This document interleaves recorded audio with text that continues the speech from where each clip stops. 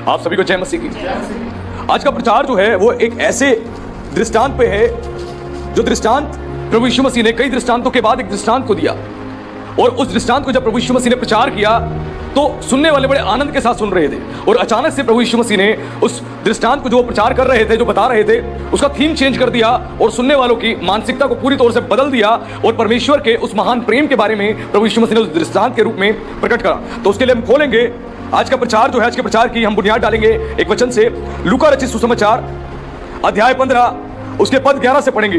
Book of Luke chapter 15 verse 11। हाँ जी। फिर उसने कहा, किसी मनुष्य के 2 पुत्र थे।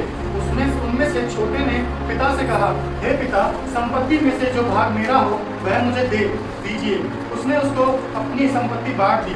बहुत दिन न बीते थे कि छोटा पुत्र सब कुछ इकट्ठा करके दूर देश को चला गया और वहाँ कुकर्म में अपनी संपत्ति उड़ा दी। जब वह सब कुछ खर्च कर चुका तो उस देश में बड़ा अकाल पड़ा और वहाँ वह कंगाल हो गया। इसीलिए वह उस देश के निवासियों में से एक के यहाँ जा पड़ा। उसने उसे अपने खेतों में सूअर चराने के लिए भेजा और वह चाहता था कि उन फलियों से जिन्हें सूअर खाते थे अपना पेट भरे, और उसे कोई कुछ नहीं देता था। हालेलुया। अब यहाँ पर जो है एक फैमिली का जिक्र है। इसमें 3 कैरेक्टर हैं। पहला एक पिता है और 2 उसके पुत्र हैं। और जो उसके 2 पुत्र हैं उनमें जो सबसे छोटा पुत्र है उसने क्या करा, उसने अपने पिता से बोला कि अपनी संपत्ति का जो अपनी संपत्ति का जो भाग मेरा है वो मुझे दे दे। प्रभु यीशु मसीह ने जब इस उदाहरण को दिया, क्यों दिया? क्योंकि जो फरीसी थे वो फरीसी प्रभु यीशु मसीह की ताक में थे। जो फरीसी थे वो प्रभु यीशु मसीह की ताक में थे, यीशु मसीह को मारना चाहते थे। और यीशु मसीह ने कई उदाहरण के रूप में, दृष्टांतों के रूप में शिक्षाएं दी। और प्रभु ने जब इस शिक्षा को दी तो प्रभु ने ये शिक्षा स्पेशली जो है उन फरीसियों को समझाने के लिए, उनको सिखाने के लिए दी।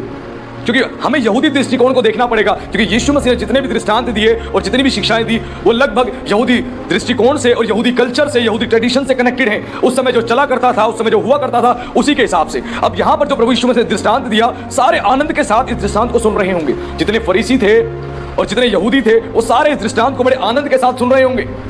और वहां पे प्रभु ने कहा, जो छोटा पुत्र था, एक पिता के 2 पुत्र थे, और जो छोटा पुत्र था उसने क्या कहा कि हे पिता, संपत्ति में से जो मेरा भाग है मुझे दे दे। और उसने अपनी संपत्ति क्या करा, उसने उसकी संपत्ति बांट दी। अब पिता ने क्या करा, संपत्ति बांट दी। पहली चीज, यहूदियों में, यहूदी परंपरा में जब तक पिता जिंदा है संपत्ति नहीं बढ़ती है, संपत्ति नहीं बांटी जाती है। तो इस पुत्र ने जब संपत्ति मांग ली, संपत्ति मांगते ही पिता को जीते जी मार दिया। उसने संपत्ति मांगते ही पिता को जीते जी मार दिया। क्योंकि यहूदियों में और यहूदी परंपराओं में पिता के जीवित रहते हुए संपत्ति कभी नहीं बांटी जाती। और संपत्ति का जो निर्णय होता था कि संपत्ति किसकी कितनी है और कितनी है, जब पुत्र 30 साल का हो जाया करता था उसके बाद संपत्ति उसके हिस्से में आया करती थी। लेकिन संपत्ति का बंटवारा जब तक पिता मर नहीं जाता था तब तक संपत्ति का बंटवारा नहीं होता था। लेकिन इस पुत्र ने क्या करा, पिता के जीते जी उस संपत्ति का हिस्सा मांग लिया। उसने उस संपत्ति का हिस्सा मांग लिया और अपने पिता को जीते जी मार दिया। इसने जीते जी मार दिया। और उसके बाद आगे लिखा है, बहुत दिन ना बीते थे, छोटा पुत्र सब कुछ इकट्ठा करके दूर देश को चला गया और वहां कुकर्म में अपनी संपत्ति उड़ा दी। और जिस पुत्र ने संपत्ति का बंटवारा कर लिया, लिखा है उसने इकट्ठा करके दूर देश को चला गया। यानी कुछ जमीनें थी, कुछ प्रॉपर्टीज थी, वो उसने बेच के उससे भी माल इकट्ठा किया उसने। ऐसा नहीं कि पिता ने संपत्ति बांट दी तो लेकर वो चला गया, नहीं, वो लेने के बाद जो उसकी प्रॉपर्टी का हिस्सा था वो भी उसने क्या करा, इकट्ठा किया। और इजराइल में और यहूदियों में अगर पिता के जीवित रहते हुए संपत्ति का जब बंटवारा हुआ करता था तो कोई भी वहां का व्यक्ति उस जमीन को नहीं खरीदता था, कभी नहीं खरीदता था।